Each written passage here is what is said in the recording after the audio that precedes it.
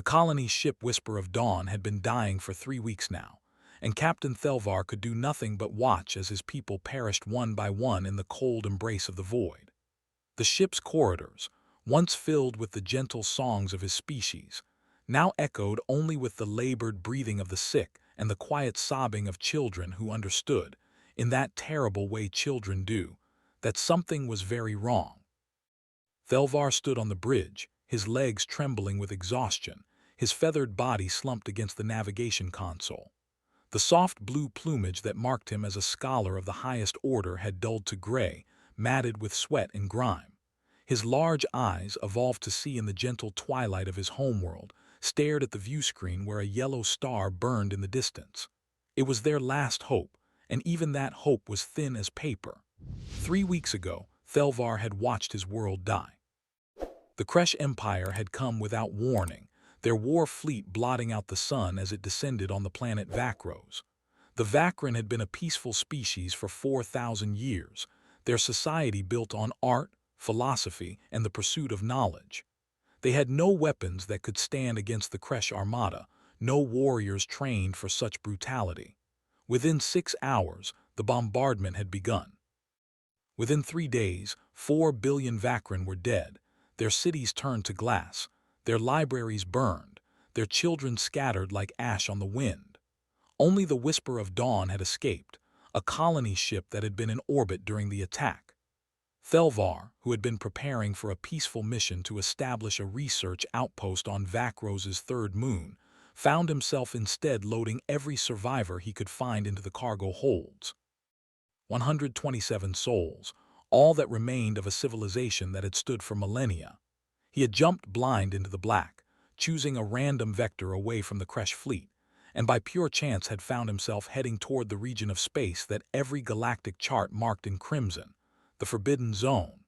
For 3 generations, the galaxy had avoided this sector. 60 years ago, the Galactic Council had sent probe ships to explore what appeared to be a promising yellow star system. The probes had vanished. Survey vessels were dispatched. They too disappeared without a trace, their transmissions simply ceasing as if swallowed by darkness itself. The Council had declared the region forbidden and moved on. There were millions of stars in the galaxy. One haunted sector was easily avoided, but for the Vakran there was nowhere else to go. Behind them, the Kresh hunter-killer ships prowled the trade lanes, searching for survivors. To either side lay Council space, where the governments had already made it clear they would not risk war with the Kresh Empire over a functionally extinct species. The Forbidden Zone was their only option, and even that was less a choice than a final desperate roll of cosmic dice. Now, as the Whisper of Dawn limped toward that yellow star, her engines stuttering and misfiring, her life support systems failing one by one, Thel-var wondered if perhaps the probes had been right to fear this place. Perhaps they would simply vanish as those others had, winking out of existence as if they had never been at all. It would almost be a mercy.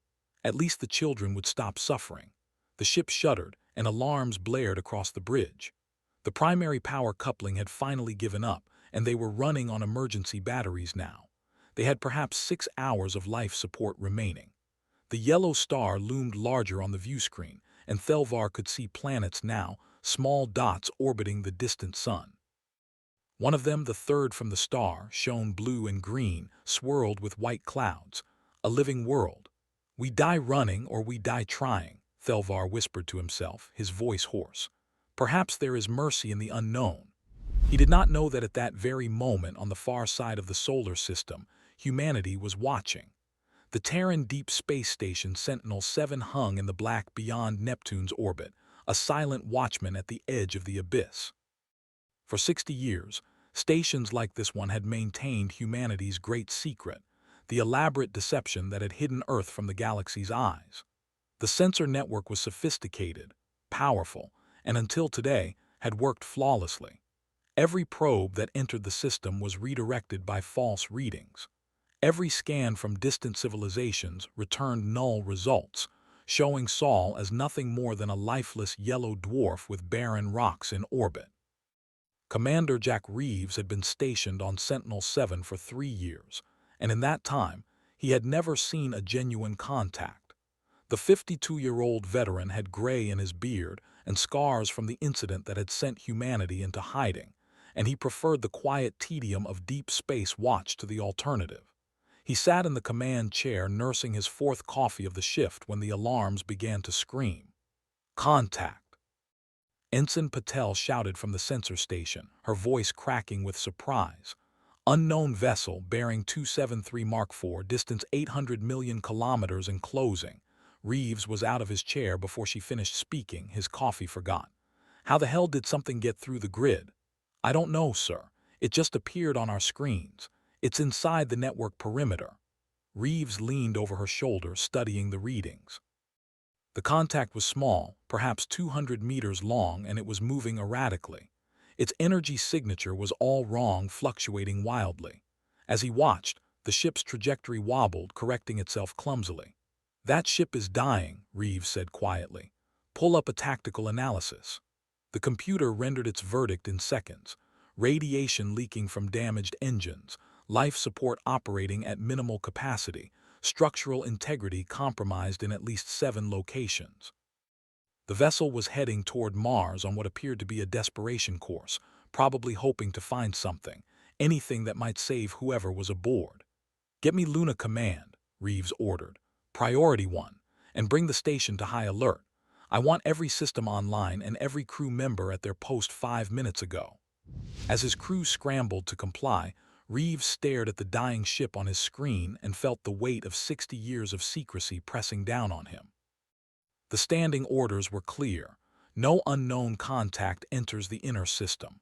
The isolation protocol was absolute, but those orders had been written with the assumption that any contact would be hostile or at least intentional. This ship wasn't invading. It was begging.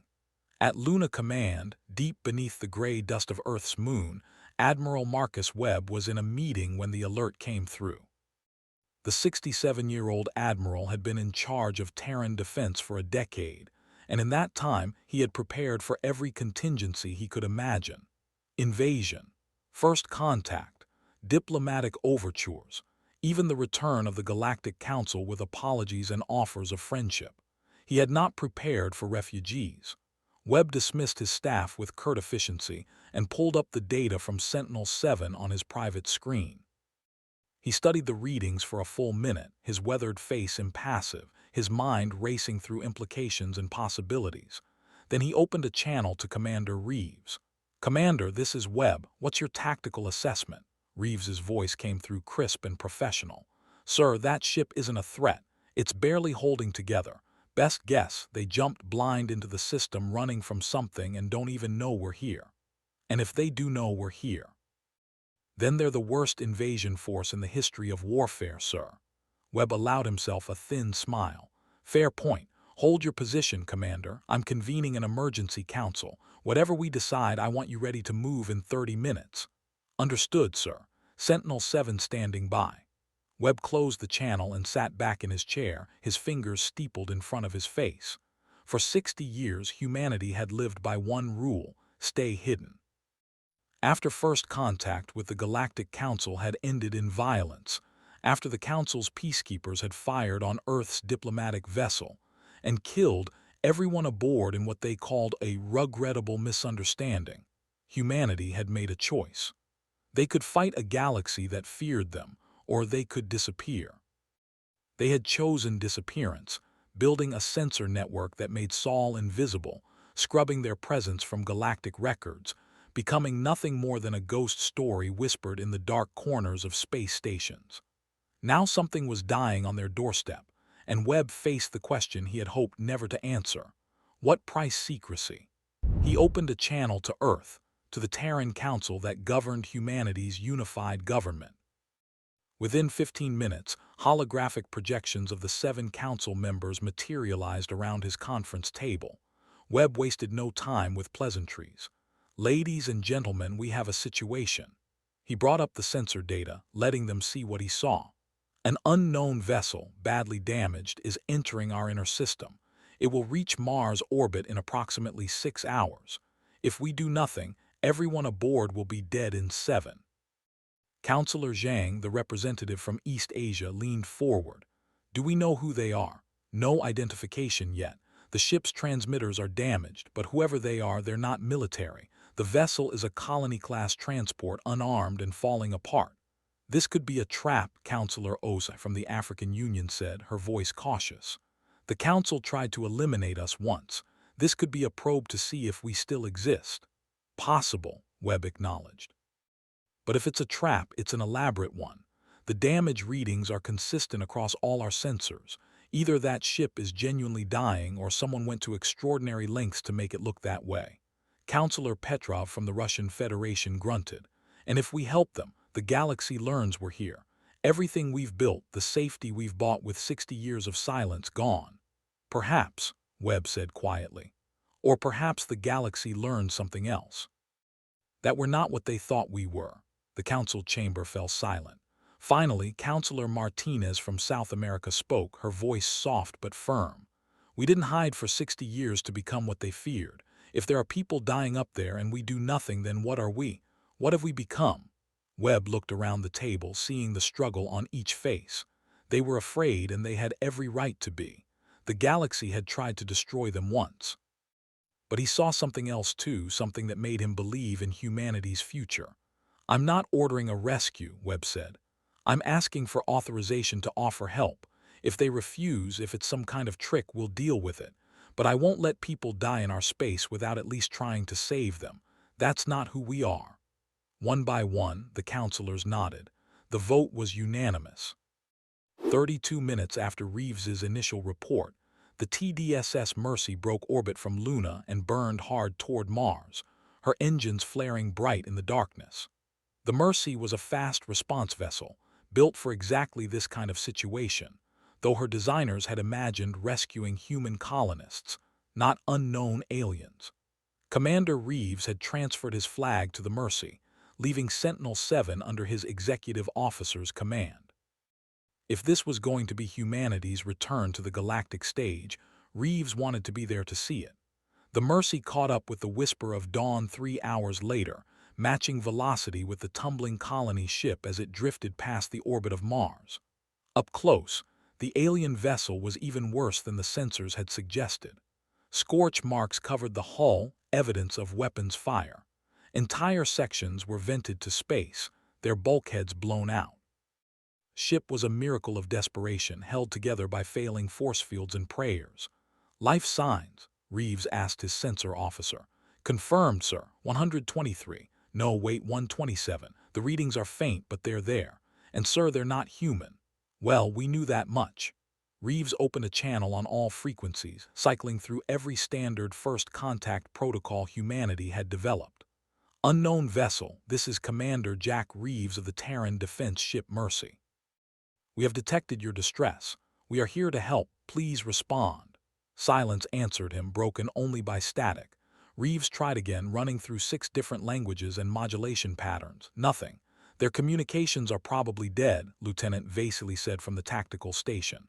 I'm reading multiple system failures across their entire ship. Reeves made his decision. Prep boarding teams.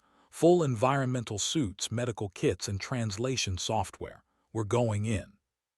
20 minutes later, Reeves led a team of 6 through the airlock they had burned into the Whisper of Dawn's hull. What they found inside would haunt them for the rest of their lives. Bodies lay in the corridors, covered with thin blankets, arranged with obvious care by people who had no more strength to move them. The aliens were unlike anything in humanity's admittedly limited database of galactic species. They were quadrupedal, covered in soft feathers that reminded Reeves of birds, with large eyes set in delicate faces. They looked fragile, beautiful, and utterly exhausted.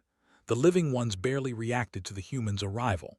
They simply stared with those enormous eyes, too weak to flee, too traumatized to care.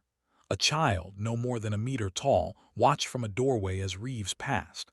The universal translator on his suit picked up a whisper. Are they the ones who killed us? Reeves stopped, his heart breaking. He knelt slowly, making himself small and non-threatening, and the child didn't run. Through his translator, he said carefully, No, little one, we're here to help. Can you take me to whoever's in charge? The child stared at him for a long moment, then turned and walked deeper into the ship. Reeves followed, his team spreading out to begin emergency medical triage. They found Captain Thel-var on the bridge, slumped over a console, his breathing shallow. When Reeves touched his shoulder, the alien captain jerked awake, his eyes wide with terror.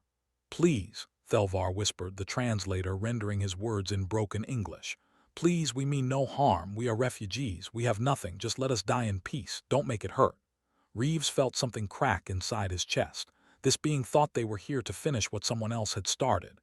He removed his helmet, showing his face, letting the alien see his expression. "I'm Commander Jack Reeves.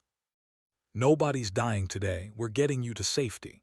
Thel-var stared at him, and Reeves watched comprehension slowly dawn in those alien eyes.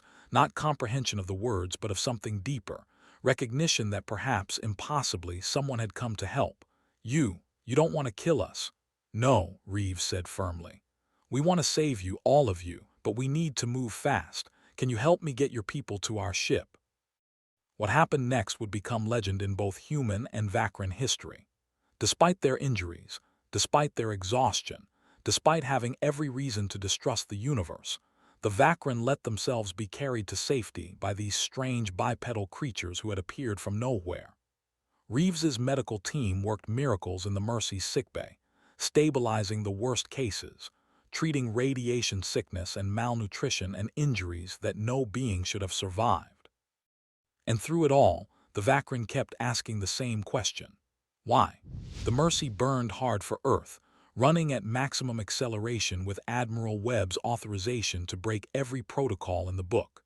16 hours after the initial rescue, the ship entered Earth's atmosphere and descended toward Ascension Island, a remote facility that had been prepared for exactly this scenario, though no one had truly believed they would ever use it. As the Mercy's landing gear touched down on the tarmac, Captain Thel-var pressed his face against a viewport and saw a world he had only dreamed of. Blue oceans, green continents, white clouds drifting across a sky so bright it hurt to look at, and everywhere the evidence of a thriving civilization that had somehow remained hidden from the galaxy. "What is this place?" he whispered. Dr. James Kowalski, the chief medical officer who had been treating him during the flight, smiled. "Welcome to Earth, Captain. You're safe now." The next 3 days blurred together in a haze of medical treatment and careful diplomacy. The Vakran were brought to the facility's medical center, where human doctors worked around the clock to stabilize them. Dr. Kowalski, a 54-year-old physician who specialized in xenobiology, found himself inventing new treatments on the fly. The Vakran physiology was similar enough to Earth species that basic medicine worked, but they were severely malnourished, their bodies depleted from weeks of starvation and stress. The children responded fastest. Within 2 days, the young Vakran who had first led Reeves to the bridge was running through the facility's gardens, laughing as human children showed her how to play catch. She had given her name as Vestrin, and she had adopted Dr. Kowalski as a surrogate parent, following him everywhere with wide-eyed curiosity. The adults recovered more slowly, and not just physically. Thel-var spent hours being debriefed by Admiral Webb and a team of xenoanthropologists, historians, and military intelligence officers. Through translators that improved by the hour as the AI learned Vakran language patterns, he told Earth the story of what had happened to his people. The Kresh Empire, Thel-var explained, had been expanding for 2 centuries. They were a reptilian species, aggressive and militaristic, bred for conquest on a high-gravity world that made them incredibly strong. Where most species negotiated and traded, the Kresh simply took what they wanted. They had conquered 47 worlds in the past 100 years, enslaving some populations, exterminating others, always expanding their territory. The Vakran had been targeted because their worlds were rich in rare minerals. They had tried to negotiate, offering to share their resources peacefully. The Kresh had responded with orbital bombardment, 4 billion dead in less than a week.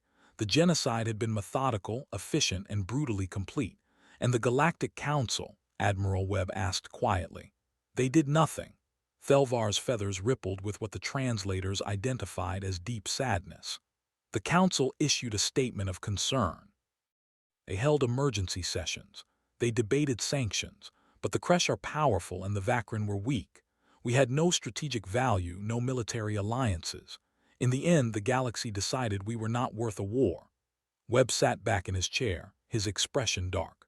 Around the conference table, the human officers were silent, processing this information. The galaxy they had left behind 60 years ago had apparently grown more callous, more willing to overlook atrocity in the name of stability. "Tell me about the Forbidden Zone," Webb said. "How did you end up here?" "Desperation," Thel-var said simply. "The Kresh hunter-killer ships were pursuing us. Council space would not harbor us. The only direction left was into the sector you call the Forbidden Zone. We expected to die. Instead, we found you." He paused, his large eyes studying Webb intently. "But you are not on any galactic charts. There is no record of your species, no mention of this world. How is that possible?" Webb exchanged glances with his officers.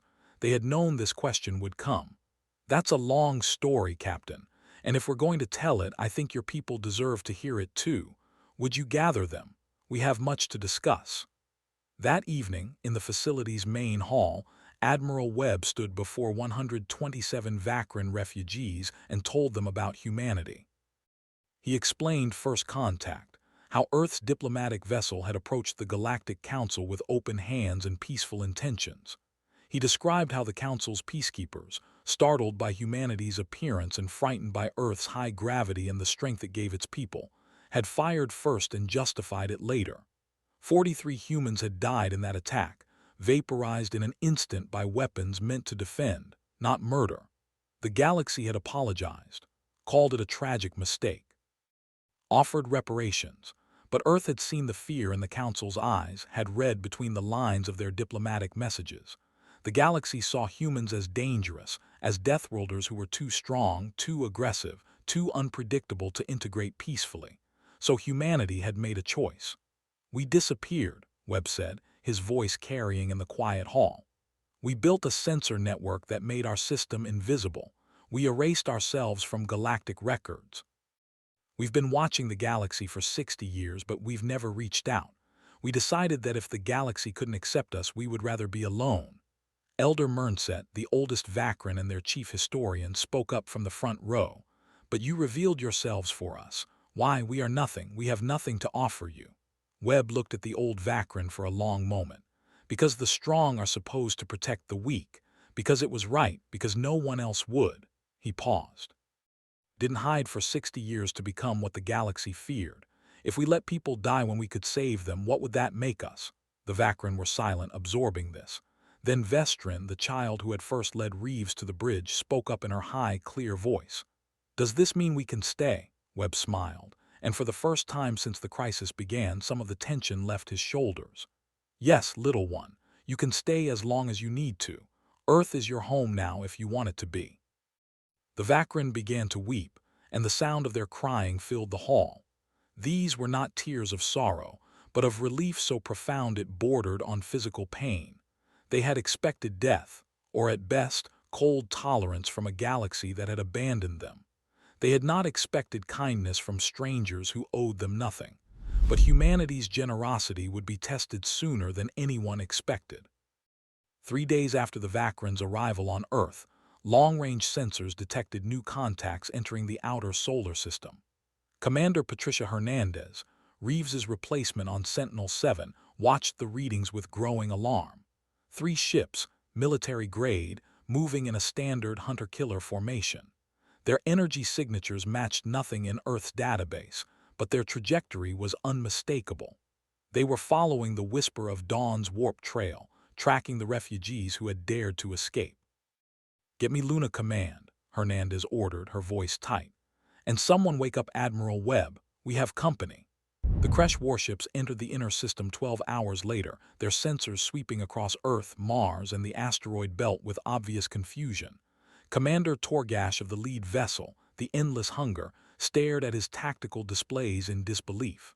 The planet before him should not exist. His charts showed this system as empty, a lifeless yellow dwarf with nothing of value.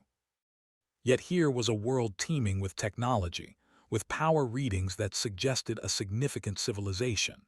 And somewhere on that world were the Vakran survivors who had dared to flee the Empire's justice. Tor-gash was a career officer, bred for war on a world where the gravity crushed weaklings, and only the strong survived to adulthood. He had commanded hunter-killer squadrons for 20 years, and he had never failed to complete a mission. The fact that one small colony ship had eluded him for 3 weeks was an embarrassment he intended to rectify. He opened a broad-spectrum channel, broadcasting on all frequencies. Inhabitants of this world, this is Commander Tor-gash of the Kresh Imperial Navy. You are harboring fugitives from Kresh justice. Surrender the Vakran refugees immediately, or you will be considered hostile to the Empire. This is your only warning. At Luna Command, Admiral Webb listened to the broadcast with cold fury. Around him, his senior staff stood at their stations, waiting for orders. On the main view screen, the 3 Kresh warships hung in space like sharks circling prey. Analysis, Webb asked quietly. Captain Diana Frost, his tactical officer, pulled up the data. Each ship is approximately 800 meters long, heavily armed. We're reading plasma cannons, missile batteries, and what appears to be a magnetic acceleration weapon. Shields are active and robust, sir. These are frontline warships. They're designed to take on capital ships and win. And our chances, Frost hesitated. Unknown, sir. We've never fought the Kresh. Our simulations suggest we could take one of them, maybe 2 if we get lucky. 3 is problematic. Problematic, Webb repeated, tasting the word. That's one way to put it. He looked around the command center, seeing the faces of men and women who had trained for this moment but never believed it would come. Options. We could surrender the Vakran, someone suggested quietly. It would maintain our secrecy and avoid a conflict we might not win. Webb turned to face the officer who had spoken, a young lieutenant whose name badge read Thompson. Lieutenant, if we surrendered refugees who came to us for protection, what would that make us? Thompson had the grace to look ashamed. I understand, sir. I withdraw the suggestion. Anyone else have thoughts? Commander Reeves, who had been standing silently in the corner, stepped forward. Sir, we have another option. We could reveal ourselves fully, deploy the fleet, and tell them exactly what will happen if they don't leave. We've been building ships for 60 years with no one to test them against. Maybe it's time the galaxy remembered why they marked this sector as forbidden. Webb considered this.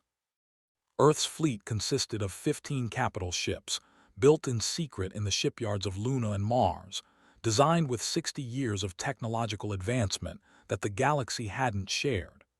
Humanity had taken the weapons technology they understood from their brief contact with the Council and pushed it forward, innovating in isolation. They had railguns that could punch through any known shielding, directed energy weapons powered by fusion reactors, fighter craft that could pull maneuvers no other species could survive, but they had never tested any of it in real combat. Get me Captain Thel-var, Webb ordered. He deserves to know what's happening. 5 minutes later, Thel-var entered the command center, accompanied by Elder Mernset. The Vakran captain had recovered significantly in the past few days, his feathers regaining some of their luster, but he still looked fragile compared to the humans around him. When he saw the Kresh warships on the view screen, his legs nearly buckled. No, he whispered. No, they found us. Yes, Webb said gently. They followed your warp trail. They're demanding we surrender you. Thel-var turned to face the Admiral, his eyes wide with desperation. Then you must, please, Admiral. You've already done more for us than we had any right to ask. Don't fight them. Don't die for us. The Kresh are brutal, but they might leave you alone if you give them what they want. Elder Mernset placed a comforting hand on Thel-var's shoulder. The captain is right, Admiral Webb. We are grateful beyond measure for your kindness, but we will not allow you to sacrifice yourselves for a people you barely know. Webb looked at both Vakran for a long moment, then shook his head. I'm afraid I can't do that. You're under Earth's protection now. That means something to us. But why? Thel-var asked, his voice breaking. We have nothing. We are nothing. 4 billion of us died and the galaxy did not care. Why should you? Because it's the right thing to do, Webb said simply. And because if we let bullies like the Kresh dictate terms to us, we might as well have stayed hidden forever. He turned to his tactical officer. Captain Frost, deploy the fleet. All ships, battle stations. It's time the Kresh learned about humanity. What happened next would be studied in military academies for generations to come. The Terran Defense Fleet, hidden in the shadows of Luna and Mars, powered up their engines and moved into formation. 15 capital ships, led by the flagships TDSS Defiant, indomitable and relentless, emerged into open space with their weapons armed and their shields at maximum. On the bridge of the Endless Hunger, Commander Tor-gash watched in disbelief as the human fleet materialized on his sensors. What is this? Those ships weren't there a moment ago. His sensor officer, a young Kresh named Veltash, worked frantically at his console. Sir, I don't understand. Our long-range scans showed this system as empty. There should be nothing here but primitive rock formations. Obviously, there's more here than our scans showed, Tor-gash snarled. Identify those vessels. What species are we facing? A moment later, a channel opened, and Admiral Webb's face appeared on the Endless Hunger's main view screen. Tor-gash had seen many species in his career, but the being before him was unfamiliar. Bipedal, Predator's eyes set forward for depth perception, strong jaw suggesting an omnivorous diet, and in those eyes something that made even Tor-gash pause, absolute determination. This is Admiral Marcus Webb of the Terran Defense Force, the human said, his voice carrying the weight of authority. You've entered human space without authorization. The beings you seek are under our protection. You have one opportunity to leave peacefully. I suggest you take it. Tor-gash laughed, the sound harsh and grating. Humans, you're the species that ran away 60 years ago. Your kind surrendered to the galaxy, hid like cowards in the dark. And now you dare threaten the Kresh Empire. He leaned forward, his reptilian features twisting into a sneer. Your ships are impressive for primitives, but you are vastly outnumbered and outgunned. Give us the Vakran and we might let you live. Webb's expression didn't change. We didn't surrender, Commander. We chose isolation. There's a difference. As for being outgunned, he smiled, and it was not a pleasant expression. I guess we're about to find out. The channel closed. Tor-gash stared at the blank screen for a moment, then turned to his weapons officer. Target their flagship. Let's teach these Deathworlders what happens when they interfere with the Kresh Empire. The Endless Hunger opened fire first, plasma cannons launching bolts of superheated matter across the void at near-light speed. The human fleet scattered, their ships moving with surprising agility for vessels of their size. The Defiant took a glancing hit on its forward shields, the energy washing across the barrier in a cascade of light, but the shields held. Then humanity answered. The railgun batteries mounted on Luna's surface opened fire, launching projectiles at 3% of light speed. The Endless Hunger's shields flared as the first round struck, absorbing the impact. The second round punched through, tearing a gash in the warship's hull. The third round missed entirely, but the fourth and fifth struck home, and suddenly the Kresh flagship was venting atmosphere and debris. Evasive action, Tor-gash screamed, his confidence evaporating. All ships, return fire, target those orbital weapons. The battle dissolved into chaos. The Kresh warships were powerful, their weapons deadly, designed to destroy civilizations. But they had never fought humans before, and they quickly discovered that humanity's 60 years of isolation had not been wasted. The Terran ships moved like nothing the Kresh had ever encountered, pulling high-G turns that would have liquefied most organic species. Human pilots pushed their vessels to the limits of structural integrity and beyond, using every advantage their high-gravity evolution had given them. Commander Reeves led Red Squadron, a formation of 20 fighter craft, in a daring attack run on the Endless Hunger. The fighters were small, fast, and piloted by men and women who had trained their entire lives for combat they never expected to see. They swarmed the Kresh flagship like angry hornets, their directed energy weapons slicing through damaged sections of hull, targeting engines and weapon batteries. "This is Red Leader," Reeves called over the squadron channel.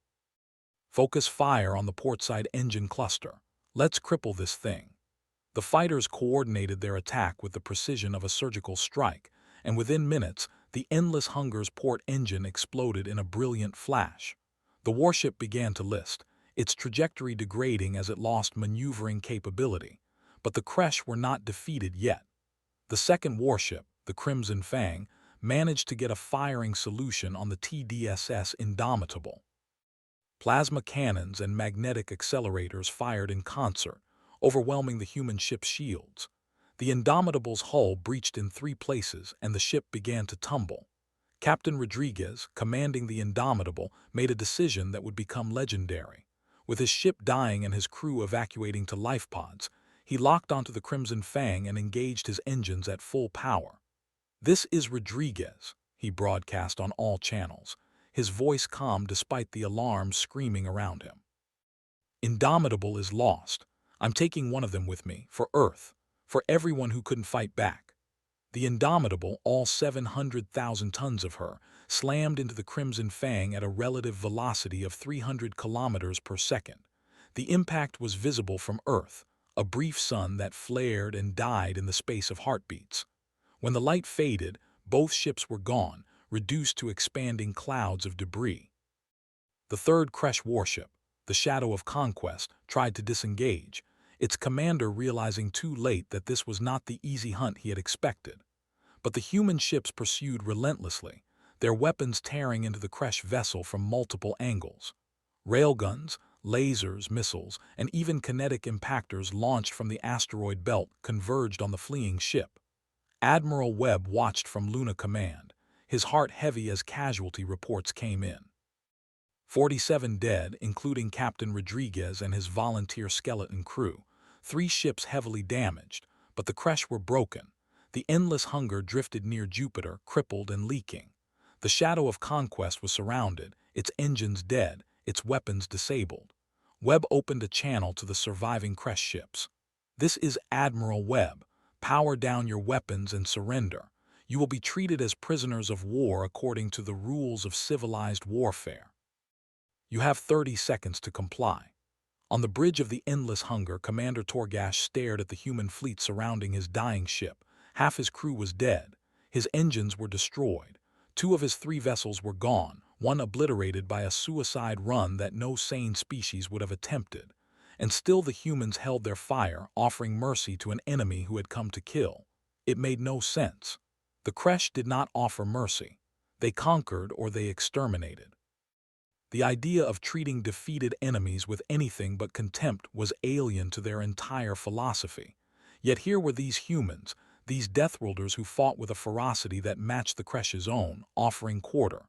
"Sir," Veltash said quietly from the sensor station, "their weapons are locked on us. If we don't comply, they will fire." Tor-gash felt something he had not experienced in 20 years of military service: genuine fear. Not fear of death, which was always a possibility in combat, but fear of having fundamentally misjudged an opponent. The humans had not fought like merchants or diplomats. They had fought like warriors born to it, with creativity and courage that bordered on madness. And yet they offered mercy. "Power down weapons," Tor-gash ordered, the words tasting like ash. "Transmit our surrender." Across the solar system, the Shadow of Conquest's commander made the same choice. The battle was over. Humanity had won. In the medical center on Ascension Island, the Vakran refugees had watched the entire battle on screens, courtesy of Admiral Webb's decision that they deserved to know what was happening in their name. Captain Thel-var stood frozen, his legs trembling as he watched ships clash and die in the void above. When the final Kresh vessel surrendered, he collapsed to his knees. "They fought for us," he whispered, his voice breaking. "They died for us." Elder Mernset placed a gentle hand on his shoulder, her own eyes filled with tears. "In 4,000 years of recorded Vakran history, no species has ever defended another at such cost. We thought the galaxy had forgotten what honor meant. Perhaps we were simply looking in the wrong places." Vestrin, the young Vakran who had adopted Dr. Kowalski, tugged on the doctor's sleeve. "Does this mean we're really safe now?" Kowalski knelt down to her level, his own eyes damp. "Yes, little one. You're safe. The humans made sure of that." "But why?" Vestrin asked, the question that every Vakran had been asking since they arrived. "Why would they do this for us?" Kowalski smiled sadly. "Because that's what humans do, sweetheart. We protect those who can't protect themselves. It's who we are." The aftermath of the battle took weeks to process. The Kresh prisoners were interned at a facility on Luna, treated with medical care that shocked them. They had expected execution or slavery. Instead, they received food, water, medical treatment for their injuries, and housing that met galactic standards for prisoner welfare. Commander Tor-gash spent hours being interrogated by human intelligence officers, and with each session, his understanding of these strange beings deepened. "You could have destroyed us," he said during one session, speaking to a human colonel named Patterson. "When we were crippled, you could have simply finished us. Why didn't you?" Patterson, a career military officer with gray hair and a scarred face, studied the Kresh commander for a long moment. "Because we're not like you. We don't kill defenseless enemies. We fight when we must, and when the fight is over, we show mercy. That's the difference between warriors and butchers." Tor-gash absorbed this, his worldview cracking. "The Vakran were defenseless. My empire did not show them mercy." "No," Patterson agreed quietly. "You didn't, and that's why we fought you. That's why we'll keep fighting anyone who preys on the helpless." The conversation was interrupted by an alert from Earth. Admiral Webb had made a decision, one that would change the course of galactic history. 3 weeks after the battle, Webb stood in the communications center at Luna Command, surrounded by his senior staff and representatives from the Terran Council. Before him was a quantum communication array, recently modified to reach across light years in real time. He had spent days crafting the message he was about to send, weighing each word, knowing that what he said next would determine humanity's future relationship with the galaxy. Captain Thel-var and Elder Mernset stood nearby, having been invited to witness this moment.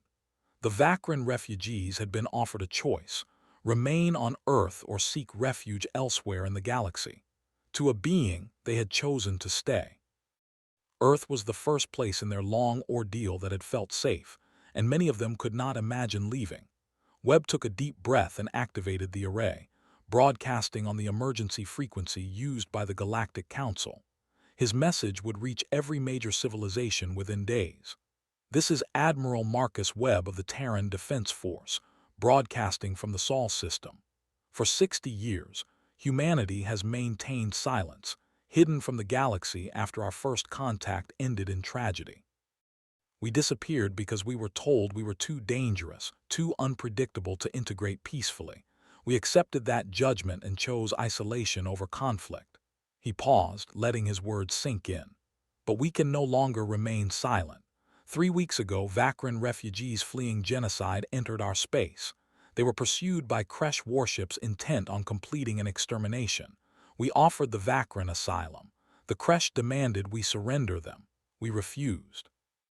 Webb's expression hardened. "The Kresh attacked. We defended, and we won. 2 of their warships were destroyed, the 3rd captured. The Vakran refugees are safe, alive, and under Earth's protection." He leaned closer to the camera, his voice carrying absolute conviction. "Let me be clear about what this means. As of today, Earth is declaring itself a sanctuary world. Any species fleeing persecution, genocide, or unjust prosecution may seek asylum here. We will evaluate each case on its merits, but we will not turn away the helpless simply because helping them is inconvenient or dangerous." The command center was silent, everyone absorbing the magnitude of what Webb was saying. This was not just a return to the galactic stage. This was a declaration of purpose, a line drawn in the cosmic sand. "We are not rejoining the Galactic Council," Webb continued. "We do not seek trade agreements or diplomatic alliances. We make only one promise: we will defend those who cannot defend themselves. Any species, any government, any empire that preys on the weak will answer to us. This is not a threat, it is a fact." He stood straighter, his military bearing evident. "We are humanity. We do not abandon the helpless. We do not ignore injustice. We do not surrender our principles for convenience. Not now, not ever. To the refugees of the galaxy, Earth's door is open. To the predators, come at your own risk." Webb reached forward and terminated the transmission. The command center remained silent for several heartbeats, then erupted in a mixture of applause and worried murmurs. They had just announced humanity's presence to a galaxy that had tried to forget them, and they had done so by essentially declaring themselves the protectors of the downtrodden. The implications were staggering. Thel-var approached Webb, his movements uncertain. "Admiral, what you have done. The consequences could be severe. The Kresh Empire will not forgive this defeat. Other powers may see your declaration as a threat to the existing order. Webb nodded. I know, we'll deal with that as it comes, but I couldn't stay silent, Captain, not after what I've seen. The galaxy failed you. It failed everyone the Kresh destroyed. Someone needs to stand up and say that's not acceptable. Elder Mernset spoke, her voice soft but clear. You have given us more than asylum, Admiral. You have given us hope. Hope that perhaps the galaxy can be better than it is. Hope that kindness still exists among the stars. Webb managed a tired smile. Let's hope the galaxy agrees with you, Elder. 6 months passed. The galaxy's response to Webb's message was mixed and complicated. The Galactic Council issued a formal statement expressing concern about Earth's unilateral declaration, warning that harboring refugees from member species could create diplomatic incidents. Several governments, particularly those friendly with the Kresh Empire, condemned humanity's actions as interference in internal affairs. But other voices emerged. Species that had suffered under the Kresh's expansion quietly reached out to Earth, expressing gratitude that someone had finally stood up to the Empire. Smaller civilizations, long intimidated by the Council's major powers, began to see humanity as a potential counterbalance. And slowly, refugees began to arrive. The first ship after the Vakran was a small vessel carrying 37 Kelthran, an insectoid species fleeing religious persecution on their homeworld. Then came a transport with 112 Morphians, whose planet had been conquered and whose people faced enslavement. Within 6 months, Earth had granted asylum to over 2,000 refugees from 14 different species. The Vakran settlement in New Zealand's South Island became a model for integration. The refugees had chosen a location with low gravity relative to Earth's norm, making it easier for their physiology to adapt. With human help, they had begun building a new community, blending Vakran architecture with Earth materials. Vakran children attended schools alongside human children, learning Earth's languages while teaching their own. Cultural exchange programs flourished. Thel-var had taken on the role of ambassador, becoming the first alien to address the United Nations. His speech, delivered in halting but improving English, brought tears to many eyes. He spoke of loss and hope, of despair and salvation, of a galaxy that had forgotten compassion and a species that remembered. When we fled into the dark, he said, standing at the podium in New York, we expected death. We found instead a people who valued life over convenience, who chose courage over safety, who remembered that strength without compassion is merely brutality. Humanity saved us not because we had anything to offer, but because it was right. That is a rare thing in this galaxy. Perhaps it is the rarest thing of all.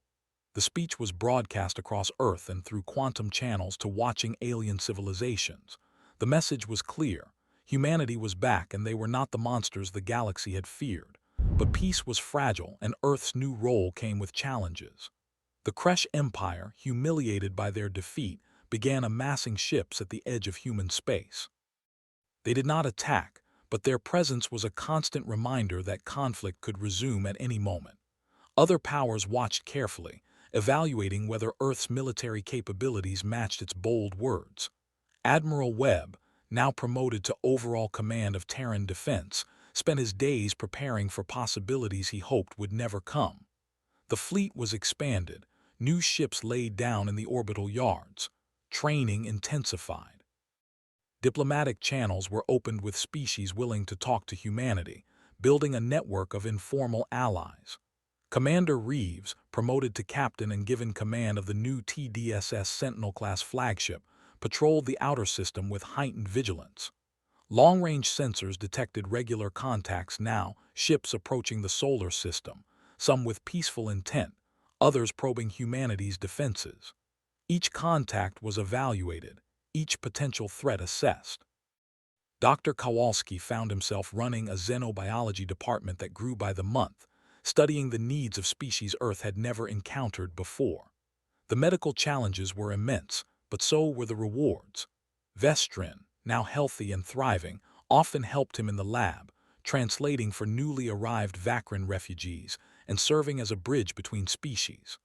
On a cool evening in early spring, Webb stood on the observation deck at Luna Command, looking down at the blue-green marble of Earth. The planet was no longer hidden, no longer alone.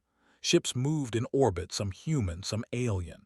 Refugees from across the galaxy had found safety there, and more were coming. His communicator chimed. Captain Reeves's face appeared on the small screen. "Admiral, we have contacts. 7 ships, civilian configuration, entering the outer system. They're broadcasting on refugee frequencies, requesting asylum." Webb felt the familiar weight settle on his shoulders. 7 ships.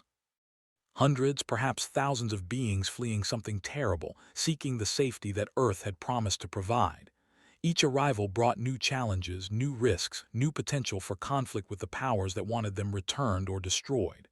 "Bring them in, Captain," Webb said quietly. "We'll find room." Reeves smiled. "Understood, sir. Sentinel-7 is moving to intercept and provide escort." The transmission ended and Webb remained at the window, watching the stars. Somewhere out there, the Kresh Empire plotted revenge. Somewhere, the Galactic Council debated sanctions. Somewhere, species who saw humanity as a threat made plans. But also out there, refugees heard Earth's promise and found the courage to flee their oppressors. Species facing extinction found hope in humanity's declaration. The downtrodden and desperate looked to Saul and saw a light in the darkness. Earth had chosen its path. Not conquest, not isolation, but protection. The role of guardian to those who had no other defender. It was a heavy burden, one that would demand sacrifice and courage in measure unknown. But Webb knew, with absolute certainty, that it was the right choice. Because in the end, what defined a species was not its weapons or its technology or its strength. What defined a species was what it chose to do when faced with suffering it could prevent. Humanity had made its choice 60 years ago when it hid from the galaxy.